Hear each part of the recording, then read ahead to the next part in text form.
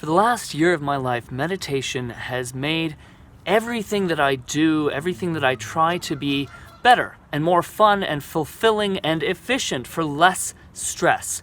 And here's how. Better communication improves literally everything. Think about a relationship between two humans. When you communicate, you find out how your actions actually affect each other, and you can make way better decisions on how to take care of each other, connect, feel connected, how to make each other feel more safe and supported so that you can be vulnerable and communicate on an even deeper level and have an even better relationship, or how to work together. I mean, think about an office. The Department of HR was invented to improve communication between employers and staff.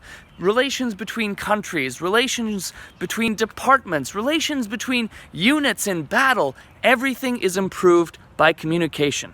And our bodies are no different. See, our bodies are beautifully comprised of layers of different systems working together and taking care of each other. Respiratory, circulatory, digestive, all of these systems. And we actually have two systems just for the communication of the other systems. The endocrine, which is about communication through hormones, and the parasympathetic, which helps us communicate with nerves that we're not even aware of. And they keep us running. And our minds are even more comprised of vastly complex layers of systems. See, even just biologically, our brains already have a left and a right hemisphere. I don't know if I did that right.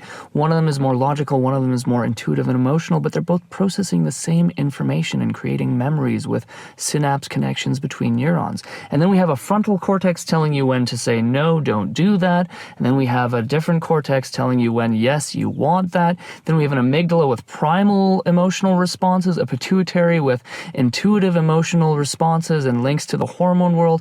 And we have all of these different systems. And that's just the biology of the brain. Our minds, oh my goodness, we've got an entire subconscious that we barely understand. Then we've got a working brain and a conscious brain. We've got our emotional landscape and our memories, but our memories have emotions attached, which some call the inner child. If you want to go Freud, we've got an id, ego, and superego. And then we have this thing that I would call the general interface between all other psychological and emotional systems in every human that you could also call a soul or a shard of consciousness and source if you want to go New Age hippie, or a bit of Holy Spirit if you want to go Christian. Like, we have a spiritual interface as well, and we have morals and desires. We are such wonderfully complex humans, and our minds are developed of all of these complex layers of systems.